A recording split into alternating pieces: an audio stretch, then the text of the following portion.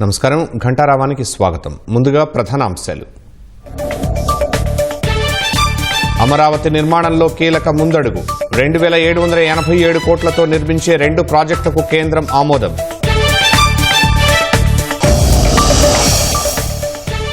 మద్యం కేసులో చెవిరెడ్డిని నిందితుడిగా చేర్చిన సిట్ ఎఫ్ఐఆర్లో A38గా పేర్కొంటూ కోర్టులో మెమో దాఖలు.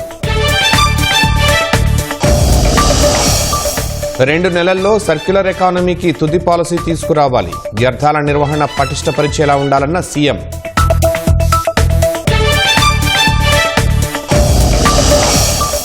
పోలవరం బనకచెర్లతో ఎగువ రాష్ట్రాలకు ఇబ్బంది లేదు. కడలిలో కలుస్తున్న నీటిని వాడుకుంటామన్న నిమ్మల.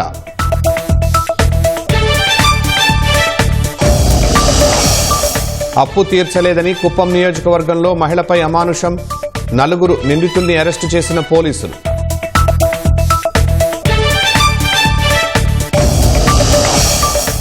ఇరాన్ కీలక సైనికాధికారిని హతమార్చిన ఇజ్రాయెల్. మొసాద్ కేంద్ర కార్యాలయంపై విరుచుకుపడ్డ టెహ్రాన్ క్షిపణులు.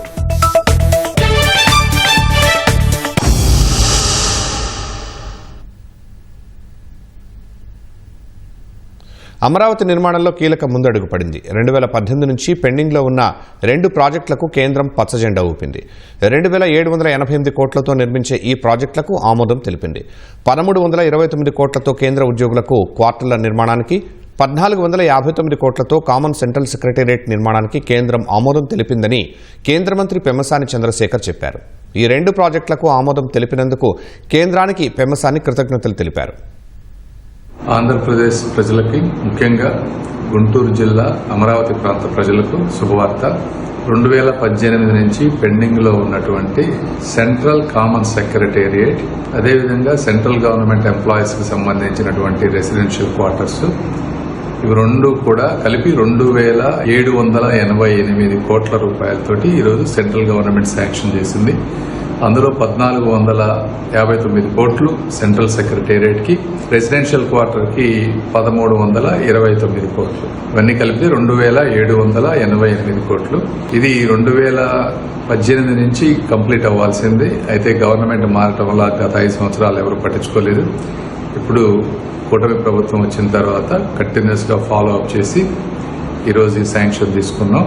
ఇది శాంక్షన్ చేసినందుకు గాను అందులో ముందుకెళ్లి చొరవ చూపించినటువంటి శ్రీ మనోహర్ లాల్ ఖట్టర్ గారికి, అర్బన్ మినిస్టర్, అదేవిధంగా నిర్మలా సీతారామన్ గారికి డిపార్ట్మెంట్ ఆఫ్ ఎక్స్పెండిచర్ నుంచి శాంక్షన్ ఇచ్చినందుకు, వీటన్నిటినీ ముందుకు తీసుకువెళ్తున్నటువంటి శ్రీ నరేంద్ర మోదీజీ గారికి, అందరికీ కూడా మనస్ఫూర్తిగా మరొకసారి ఆంధ్ర రాష్ట్ర ప్రజల తరఫున కృతజ్ఞతలు తెలుపుకుంటున్నాను.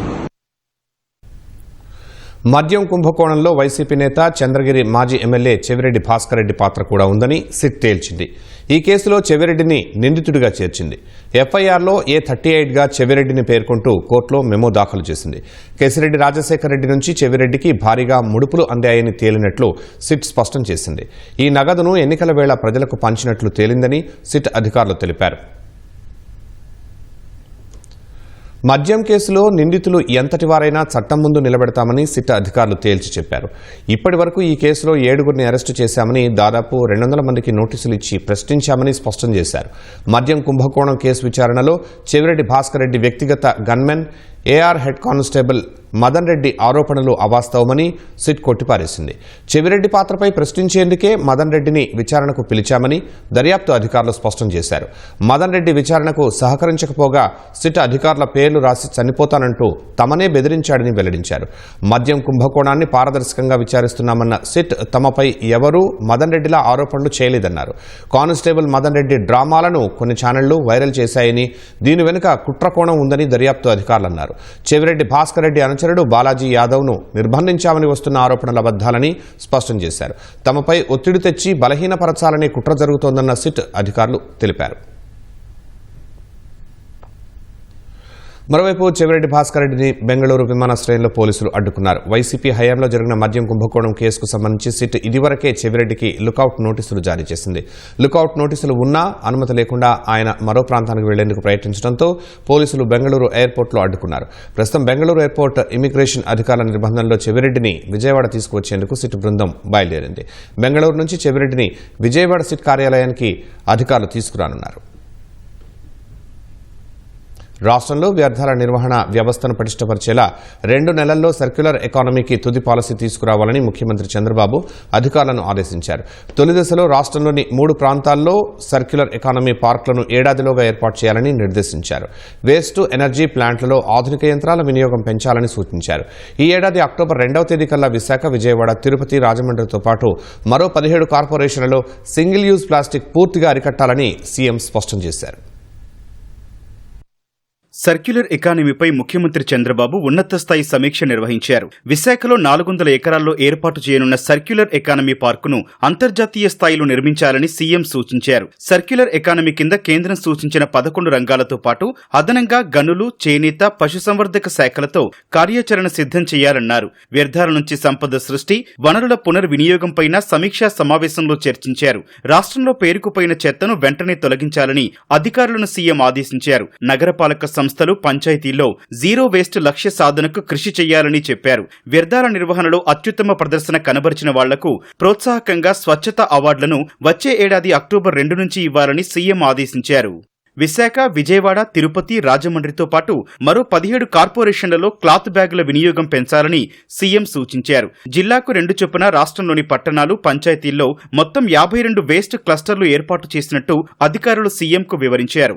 రాష్ట్రం నుంచి ఏటా బ్యాటరీలు, ఇతర ఆటోమేటివ్ వ్యర్థాలు 36,588 టన్నులు, ప్లాస్టిక్ బాటిల్స్ వేస్ట్ 61,996 టన్నులు, ఇంజిన్ ఆయిల్స్, ఇతర హైడ్రాలిక్ చమురు వ్యర్థాలు 23,928 లీటర్లు, టైర్లు, రబ్బర్ 59,654 మెట్రిక్ టన్నుల వ్యర్థాలు వస్తున్నాయని అధికారులు తెలిపారు. అత్యధికంగా వ్యవసాయ రంగం నుంచి 40 లక్షల మెట్రిక్ టన్నుల వ్యర్థాలు వస్తున్నాయన్నారు. గ్రామీణ ప్రాంతాల్లో ప్రతిరోజు 88 లక్షల గృహాల నుంచి 1,329 మెట్రిక్ టన్నుల వ్యర్థాలు వస్తున్నాయని సీఎంకు వివరించారు.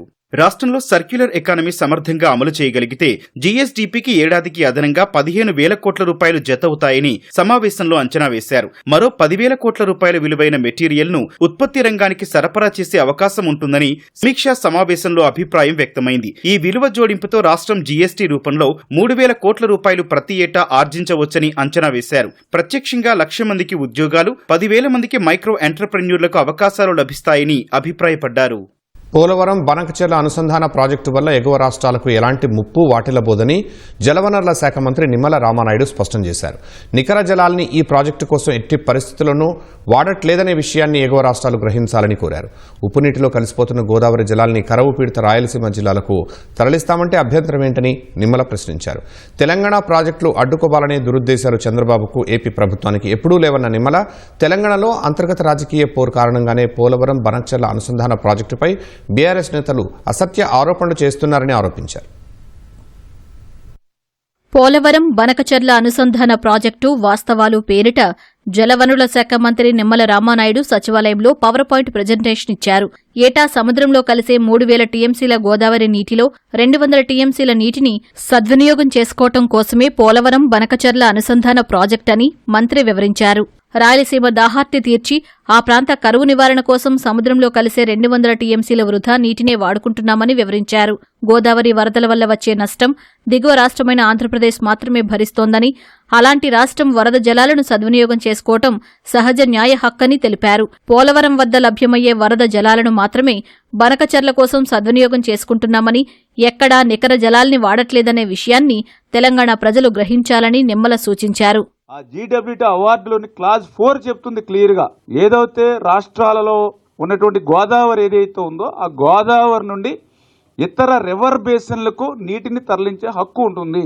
ఆ ప్రకారమే తెలంగాణ రాష్ట్రం కాళేశ్వరం, సీతారామ లిఫ్ట్ ప్రాజెక్టులు చేపట్టింది. కొన్ని అనుమతులు కూడా ఈ క్లాజ్ ప్రకారమే కేంద్ర జల సంఘం వారు ఇవ్వడం జరిగింది. అదే రకంగా ఆంధ్రప్రదేశ్ కూడా ఈ రకమైనటువంటి హక్కుతోటే పోలవరం బనకచెర్ల ప్రాజెక్టుని చేపడుతుందనే విషయాన్ని విజ్ఞులైనటువంటి వారందరూ కూడా గమనించాలనే విషయాన్ని కూడా ఈ సందర్భంగా మరి తెలియజేసుకుంటూ, అత్యల్ప వర్షపాతం ఉండి కరువు కాటకాలతోటి ఫ్లోరైడ్ బాధితులతో నిండి ఉన్నటువంటి వెనుకబడినటువంటి కరువు పీడితమైనటువంటి రాయలసీమ ప్రాంతానికే ఈ యొక్క వృధాగా సముద్రంలో కలిసిపోయేటువంటి నీటిని, ఉప్పు నీటిలో కలిసిపోయేటువంటి నీటిని మాత్రమే తీసుకెళ్తున్నామని తప్ప పోలవరం బనకచెర్ల ప్రాజెక్టు వల్ల ఎగువ రాష్ట్రాలకు ఎటువంటి నష్టం లేదు.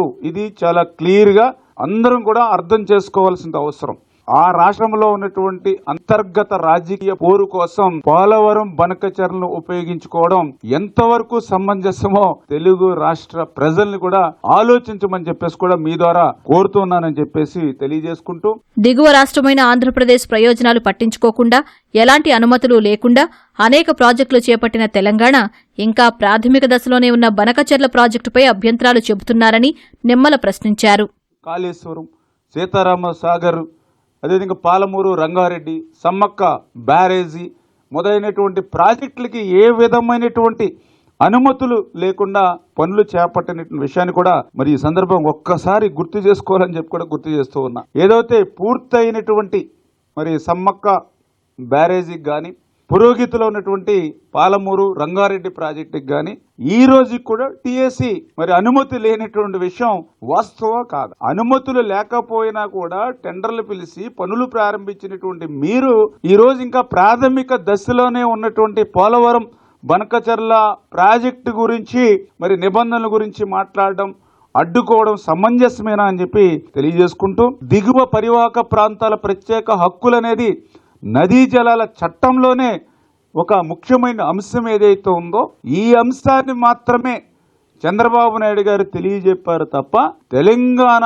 ప్రాజెక్టును ఆపాలనేటువంటి దురుద్దేశాలు అప్పుడు లేవు, ఇప్పుడు లేవు అనే విషయాన్ని కూడా స్పష్టంగా ప్రజలందరికీ కూడా తెలియజేసుకుంటూ, రాయలసీమను కరువు నుంచి కాపాడాలి అంటే గోదావరి వరద జలాల తరలింపు ఒక్కటే మార్గమని గతంలో సీఎం హోదాలో చెప్పిన కేసీఆర్ ఇప్పుడు ప్రతిపక్షంలోకి రాగానే ఎందుకు అభ్యంతరం చెబుతున్నారని నిమ్మల ప్రశ్నించారు. వీటన్నింటిపై రాయలసీమ బిడ్డనని చెప్పుకునే జగన్ ఎందుకు నోరు మెదపడం లేదని నిలదీశారు. మరి కేసీఆర్ గారు మరి ముఖ్యమంత్రులుగా జగన్మోహన్ రెడ్డి గారు ఇద్దరు ముఖ్యమంత్రులు కూర్చుని గోదావరి ఎగువ నుంచే రోజుకి 4 టీఎంసీలు చొప్పున 100-120 రోజులు 400-450 టీఎంసీలు శ్రీశైలంకి, నాగార్జున సాగర్కి తీసుకురావడానికి ఆ రోజు ఇద్దరు ముఖ్యమంత్రులు నిర్ణయం తీసుకుంటే మరి ఈరోజు దానికి విరుద్ధంగా మరి ఆ యొక్క పార్టీ నాయకులు మాట్లాడుతూ ఉంటే మరి ఆనాటి ఒప్పందంలో కానీ ఆ రోజు నిర్ణయంలో తీసుకోవడంలో కానీ భాగస్వాములైనటువంటి ఆనాటి మన రాష్ట్ర ముఖ్యమంత్రి ఈరోజు కూడా పెదవి ఇప్పకపోవడం. ఎందుకంటే నేను రాయలసీమ బిడ్డ అని చెప్తూ ఉంటాడు. ఈరోజు అటువంటి రాయలసీమకి పోలవరం బనకచెర్ల ద్వారా రేపు ఆ రాయలసీమ ఒక పచ్చని పైరులాగా మారుతున్నటువంటి పరిస్థితుల్లో అటువంటి రాయలసీమకు అత్యంత అవసరమైనటువంటి ప్రాణధార, జీవధార అయినటువంటి పోలవరం బనకచెర్లకు సంబంధించినటువంటి మరి ప్రాజెక్టుకు సంబంధించి నాడు నిర్ణయంలో భాగస్వాములైనటువంటి నీ తోటి నాయకుడు ఈరోజు దానికి అభ్యంతరాలు వ్యక్తం చేస్తూ ఉంటే మరి ఈ రాయలసీమ బిడ్డనని చెప్పుకునేటువంటి వ్యక్తి మరి ఈరోజు దాని మీద నోరు విప్పకపోవడం కూడా మరి ఆయన యొక్క డబల్ స్టాండ్. అంటే వీరందరూ కూడా అధికారంలో ఉంటే ఒక రకంగా మాట్లాడతారు, ప్రతిపక్షంలో ఉంటే మరొక రకంగా మాట్లాడతారు అనేది ఇవన్నీ కూడా ఉదాహరణలు అనే విషయాన్ని మరొక్కసారి మీ ద్వారా కూడా తెలియజేసుకుంటూ, ప్రాజెక్టుపై ప్రాథమిక నివేదిక సీడబ్ల్యూసీకి అందజేయడంతో పాటు అన్ని నిబంధనల ప్రకారమే చేపడుతున్నామని వెల్లడించారు. సీడబ్ల్యూసీ ప్రాథమిక నివేదికకు ఆమోదం తెలిపాకే డీపీఆర్ రూపొందిస్తామని, పర్యావరణ అనుమతులు వచ్చాకే ముందుకెళతామని నిమ్మల స్పష్టం చేశారు. గోదావరి బనకచెర్ల లింక్ ప్రాజెక్టు విషయంలో తదుపరి అనుసరించాల్సిన కార్యాచరణ కోసం తెలంగాణ ప్రభుత్వం ఎంపీల సమావేశాన్ని ఏర్పాటు చేసింది. రేపు సాయంత్రం 4 గంటలకు సచివాలయంలో లోక్సభ, రాజ్యసభ సభ్యుల సమావేశాన్ని ఏర్పాటు చేసినట్లు తెలంగాణ నీటిపారుదల శాఖ మంత్రి ఉత్తమ్ కుమార్ రెడ్డి తెలిపారు. సీఎం రేవంత్ రెడ్డి సమావేశానికి ముఖ్య అతిథిగా హాజరవుతారని, కేంద్ర మంత్రులు కిషన్ రెడ్డి, బండి సంజయ్ను గౌరవ అతిథులుగా ఆహ్వానించినట్లు పేర్కొన్నారు. ట్రైబ్యునల్ చట్టాలకు విరుద్ధంగా ఏపీ ప్రభుత్వం గోదావరి బనకచెర్ల ప్రాజెక్టుపై కేంద్ర ప్రభుత్వానికి అభ్యంతరాలు తెలిపినట్లు మంత్రి ఉత్తమ్ తెలిపారు. గోదావరి బనకచెర్ల లింక్ ప్రాజెక్టుపై ఉత్తమ్ పవర్ పాయింట్ ప్రజెంటేషన్ ఇవ్వనున్నారు. కుప్పం నియోజకవర్గంలో అమానుష ఘటన చోటు చేసుకుంది. అప్పు తీర్చలేదన్న కారణంతో మహిళ పట్ల ఓ కుటుంబం దారుణంగా వ్యవహరించింది. వద్దని చెప్పినా వినకుండా చెట్టు కట్టేసి కొట్టారని బాధిత మహిళ ఆవేదన వ్యక్తం చేసింది. ఈ ఘటనపై స్పందించిన సీఎం నిందితులపై కఠిన చర్యలు తీసుకోవాలని ఆదేశించారు. చిత్తూరు జిల్లా కుప్పం మండలం నారాయణపురంలో దారుణం జరిగింది. తీసుకున్న అప్పును తిరిగి చెల్లించలేదని ఓ మహిళను చెట్టుకు కట్టేసి ఓ కుటుంబం దాడికి పాల్పడింది. నారాయణపురానికి చెందిన వ్యక్తి అదే గ్రామానికి చెందిన ముని కన్నప్ప వద్ద 80,000 రూపాయల అప్పు తీసుకున్నాడు. అప్పుల భారంతో ఇటీవల ఊరు వదిలి వెళ్లిపోయాడు. అతని భార్య పుట్టిల్లు రామకుప్పం మండలం కెంచనబల్లలో ఉంటూ బెంగళూరులో కూలీ పనులు చేసుకుంటూ 3 పిల్లలను పోషిస్తోంది. ఈ క్రమంలో నారాయణపురం పాఠశాలలో కుమారుడి టీసీ తీసుకునేందుకొచ్చిన ఆమెను ముని కన్నప్ప అతడి కుటుంబ సభ్యులు బంధించి గ్రామ సమీపంలోని చెట్టుకు కట్టేశారు. తీసుకున్న అప్పు చెల్లించాలని దాడికి పాల్పడ్డారు. విషయం తెలుసుకున్న స్థానికులు పోలీసులకు సమాచారం అందించారు. పోలీసులు ఘటనా స్థలానికి చేరుకుని బాధితురాలిని విడిపించి ఆస్పత్రికి తరలించారు. బాధితురాలి ఫిర్యాదు మేరకు పోలీసులు కేసు నమోదు చేశారు. టీసీ తీసుకోవడానికి వాళ్ళ మేనమామ గారితో ఆ విలేజ్కి రావడం జరిగింది 2 వీలర్ లో. అప్పుడు ఈ 4 ముద్దాయిలు ఎవరైతే ఉన్నారో ఆమెను చూసి ఆపి వాగ్వాదం చేసుకున్నారు. ఖచ్చితంగా 80,000 మాకు కట్టేను వెళ్ళాలని ఆమెకి చెట్టు కట్టేయడం చేశారు. ఈ సదరు సంఘటనలో పొలిటికల్ ఇన్వాల్వ్మెంట్స్ ఏమీ లేదు దీంట్లో.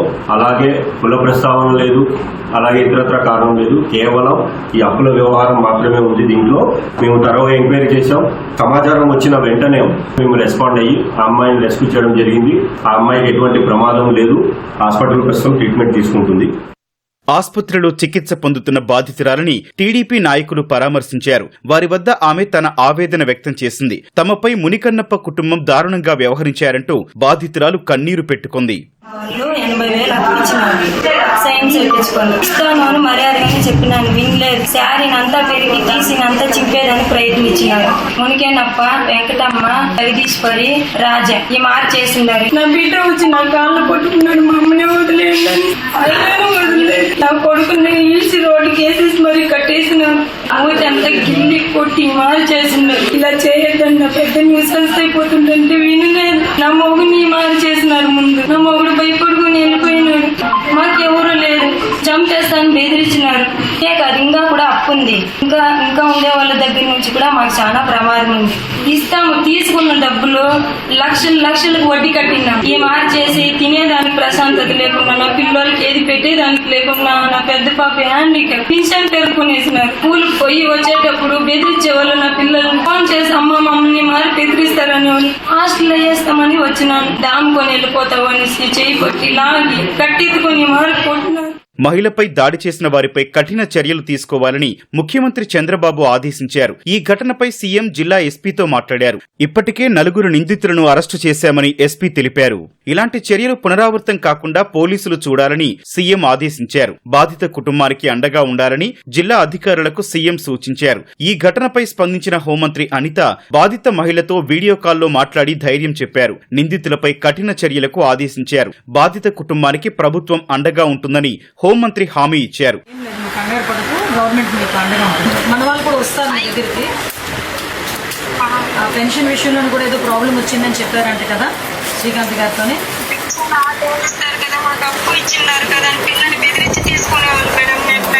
అదే అవన్నీ కూడా తీసుకొని నేను డిపార్ట్మెంట్ వాళ్ళతో కూడా మాట్లాడతానమ్మా. ఇంకా ధైర్యంగా ఉండు, సార్ కూడా నీతో చెప్పమన్నారు, ధైర్యంగా ఉండవు చెప్పమన్నారు. ఎవరు ఏ ఇబ్బంది అయినా ఒకసారి శ్రీకాంత్ గారు కూడా మీరు చెప్పండి, నేను కూడా ఫాలో అప్ చేసుకుంటాను. సరే, ఎక్కడ సీట్ అడిగారు?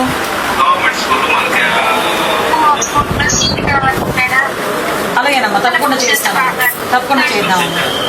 ఆల్రెడీ శ్రీకాంత్ గారు మాట్లాడారు, ఎమ్మెల్సీ గారు, తను చూసుకుంటారు. ఓకేనా, ధైర్యం ఉండమ్మా. భర్త అప్పు తీర్చలేదని భార్యపై దాడి చేయడం బాధాకరమని మహిళా కమిషన్ చైర్పర్సన్ రాయపాటి శైలజ అన్నారు. బాధితురాలితో వీడియో కాల్లో మాట్లాడి పరామర్శించారు. రౌడీ షీటర్లు, గంజాయి బ్యాచ్లను పరామర్శిస్తూ ఓదార్పు యాత్రలు చేయటమే జగన్ పనిగా పెట్టుకున్నారని టీడీపీ ఎమ్మెల్యే కన్నా లక్ష్మీనారాయణ ఎద్దేవా చేశారు. జగన్ తప్పుడు సర్వేల వల్ల పందేలు కాసి వైసీపీ కార్యకర్త నాగమల్లేశ్వరరావు ఆత్మహత్య చేసుకున్నారన్న కన్నా ఇప్పుడు ఆ కుటుంబాన్ని జగన్ ఎలా ఓదారుస్తున్నారని ప్రశ్నించారు.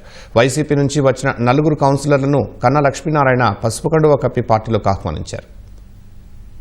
వైఎస్ జగన్మోహన్ రెడ్డి రెంటపాళ్ల గ్రామంలో ఆత్మహత్య చేసుకున్నటువంటి కొర్లకుంట నాగమల్లేశ్వరరావు విగ్రహావిష్కరణకి వస్తున్న సందర్భం ఎలా ఉంది అంటే, మనం సినిమాల్లో చూసేవాళ్ళం, రావుగోపాలరావు రాత్రి చంపి పొద్దున్నే వచ్చి దండేసి సానుభూతి చెప్పినట్లు.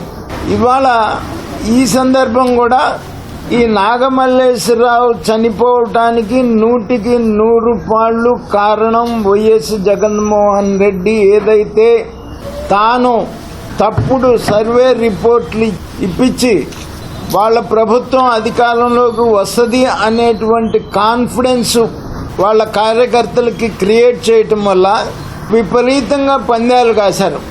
ఈ నాగమల్లేశ్వరరావు కూడా ఇంట్లో ఉన్న 10 లక్షలు ఖర్చులకు పెట్టుకున్న 10 లక్షలు కూడా తీసుకొని వెళ్ళి 2 కోట్ల రూపాయలు పందెం కట్టాడు. అప్పులు వాళ్ళు అడుగుతారు అనేటువంటి ఉద్దేశంతో ఆయన ఆత్మహత్య చేసుకుంటే దానికి ఎవరు బాధ్యులు? ఆపరేషన్ సింధూర్లో వీరమరణం పొందిన వీర జవాన్ మురళీ నాయక్ తల్లిదండ్రులకు ప్రభుత్వం ప్రకటించిన పరిహారాన్ని మంత్రి సవిత అందజేశారు. సత్యసాయి జిల్లా గోరంట్ల మండలం కల్లితండాకు వెళ్లిన మంత్రి వీర జవాన్ మురళీ నాయక్ సమాధి వద్దకు వెళ్లి అంజలి ఘటించారు. అనంతరం 50 లక్షల రూపాయల చెక్కు, 5 ఎకరాల భూమి, 6 సెంట్ల ఇంటి స్థలానికి సంబంధించిన పత్రాలను వీర జవాన్ తల్లిదండ్రులకు అందజేశారు. అంతేకాకుండా గ్రామంలో 14 లక్షల రూపాయలతో మురళీ నాయక్ సమాధి, అక్కడికి వెళ్లేందుకు 16 లక్షల రూపాయలతో సీసీ రోడ్ నిర్మాణం చేపడతామన్నారు. మురళీ నాయక్ కుటుంబానికి కూటమి ప్రభుత్వం ఎప్పుడూ అండగా ఉంటుందని మంత్రి సవిత భరోసా ఇచ్చారు. ఇజ్రాయెల్తో యుద్ధంలో ఇరాన్కు కోలుకోలేని ఎదురు దెబ్బలు తగులుతున్నాయి. తాజాగా ఇజ్రాయెల్ చేసిన భీకర దాడిలో ఇరాన్ యుద్ధకాల సైనిక దళాల అధిపతి అలీ షాద్మానీ చనిపోయినట్లు ఐడిఎఫ్ ప్రకటించింది. ఇరాన్లో టాప్ మిలిటరీ కమాండర్లలో ఒకరైన అలీ షాద్మానీ సుప్రీం లీడర్ ఖమేనీకి అత్యంత సన్నిహితుడైన సైనిక సలహాదారుడిగా ఉండేవారు. ఆపరేషన్ రైజింగ్ లయన్ చేపట్టిన తొలి రోజే ఇరాన్ సైన్యాధిపతి Mohammad Bagheri, revolutionary guards chief Hussein సలామీతో పాటు war time chief of staff Gholam Ali Rashid చనిపోయారు. శుక్రవారం అలీ రషీద్ స్థానంలో షాద్మానీని సుప్రీం లీడర్ నియమించారు. ఈ నేపథ్యంలో మధ్య టెహ్రాన్లో షాద్మానీ ఉన్నట్లు ఇజ్రాయెల్కు ఖచ్చితమైన నిఘా సమాచారం వెళ్లింది. వెంటనే షాద్మానీ లక్ష్యంగా ఇజ్రాయెల్ వాయుసేన దాడులకు దిగింది. ఉక్రెయిన్ రాజధాని కీవ్పై డ్రోన్లు, క్షిపణులతో రష్యా భీకర దాడులు చేసింది. ఈ వైమానిక దాడుల్లో 15 మంది మృతి చెందగా 116 మందికి తీవ్ర గాయాలయ్యాయి. కీవ్లోని సైన్యం పరిపాలక భవనం లక్ష్యంగా గత రాత్రి రష్యా 10ల సంఖ్యలో డ్రోన్లు, క్షిపణులను ప్రయోగించింది. అందులో కొన్నింటిని ఉక్రెయిన్ కూల్చినట్లు అధికారులు తెలిపారు. రష్యా క్షిపణులు నేరుగా నివాస భవనాలను తాకగా ఓ ఆసుపత్రి సహా సుమారు 30 భవనాలు ధ్వంసమయ్యాయి. అందులో ఓ అపార్ట్మెంట్ మాత్రం 2గా వేరైంది. వెంటనే ఘటనాస్థలికి చేరుకున్న సహాయక సిబ్బంది రక్షణ చర్యలు చేపట్టారు. శిథిలాల కింద చిక్కుకున్న వారిని బయటకు తీశారు. క్షతగాత్రులను స్థానిక ఆసుపత్రికి తరలించినట్లు అధికారులు చెప్పారు.